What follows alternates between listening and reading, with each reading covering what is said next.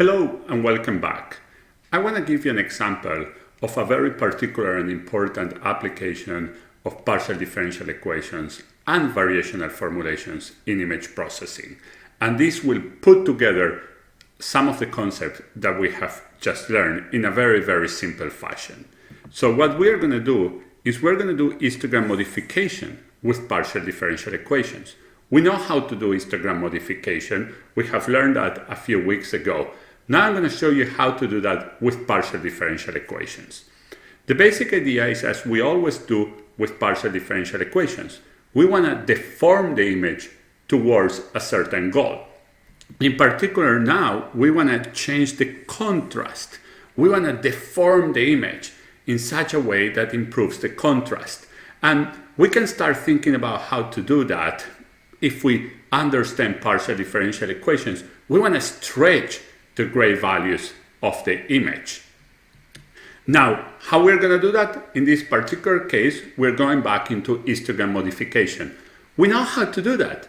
We learned that. It's just a simple map that we learned a few weeks ago. So here is how you do it with a partial differential equation as an illustration. Here is the partial differential equation. You're going to deform the image according to its own pixel value at the given pixel minus the number of pixels that are greater than you. So you have an image, you're sitting at a certain pixel and say, how am I going to change this pixel? Very simple. You look at your own value, you look at how many values are above you, and you deform yourself according to that, to the difference between both of them. Now, why is this doing histogram modification? Very simple. Remember what we talked. Normally, you deform the image equal to your goal. Now, when you get to steady state, this becomes 0.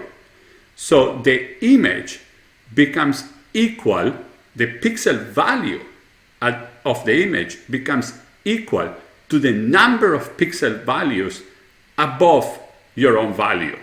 And this is exactly, if you go back to your notes on histogram modification, this is exactly histogram equalization. So this is a very interesting way to achieve histogram equalization. Instead of doing a lookup table, as we learned, we just slowly deform the image towards it.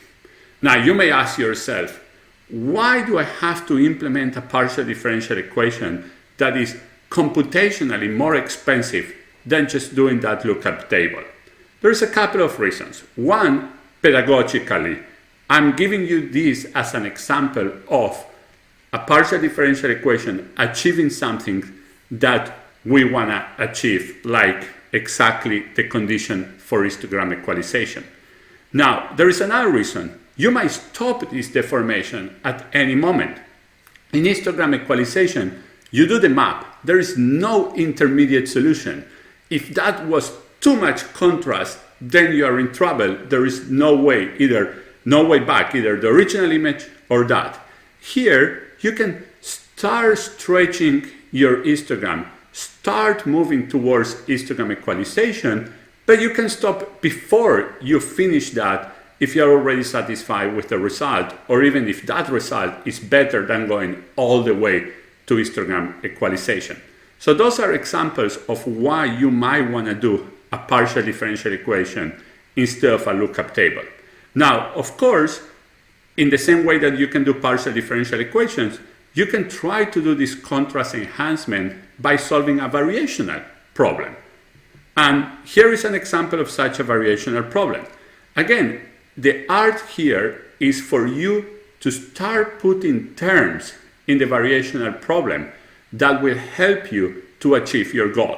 So here is one term. Remember, what we try is to optimize for this. It's basically to minimize or to maximize, in this case to minimize this energy. So this is a term that normally you put in these kind of things, and here I'm assuming the image is between 0 and 1. It has been normalized, so the pixel values are between 0 and 1. You say, I want the image to be nice. I don't want it just to be too far away from the average gray values, and that you achieve by this. On the other hand, you want contrast. So here is the contrast. You don't want the pixel values all to be together. If I don't have this term, if I remove this term, the solution of this is a constant value equal to half. All the pixels values are in the middle all together. That's not what I wanted. I want them to be nicely distributed as expressed here, but I also want a contrast. And note that we have a minus sign here. And because I want to encourage pixel values to get far away. Now, I don't want them to go crazy far away, and that's why you add other type of terms. Now, we have integrals here, which is where do I count this? Do I count it all around the image? Now, there is also part of your game. You can say, hey, I'm going to just ask for this contrast in certain regions of the image. So you can do the integral only for certain regions of the image. Or you can say, I'm going to ask for this contrast only for certain ranges of pixel values. So you can actually become very creative in designing this variational formulation, the same for these direct PDEs, something that you couldn't do when you had the lookup table. It was like one-to-one, from here to here. There's nothing in between. Here, it gives you a lot of flexibility to become very, very creative. So let's see some results of this. Here we have two examples, contrast enhancement here. Now the interesting thing here, you might notice that basically this is kind of localized, every region kind of moved by itself, and there are no mixing of the regions, and this was achieved by playing with those histogram boundaries, with those integration boundaries, and making sure that things that have similar pixel values, or in this case exactly the same pixel values, kind of move together. So here is an example of an artificial image to illustrate how these variational formulations can give you contrast enhancement that preserves the shapes of the image. And here is another example of a natural image. I hope you can appreciate that through the video, that this is a very dark image, and here you have much vivid colors and much nicer looking image. And these two examples are achieved with these PDEs or variational formulations. Those are two different, and one gives you some capabilities, the other gives you another capabilities, and playing with the integral limits and playing with the terms inside the integrals, you can start achieving the kind of application that you want for this type of contrast enhancement. So I hope you enjoyed this example. It illustrates both the concept of PDEs, that we can almost achieve any condition that we want if we run the PDE to steady state, and also it illustrates how we can design variational formulations for an extremely important application that is contrast enhancement. Thank you very much. Looking forward to seeing you in the future videos.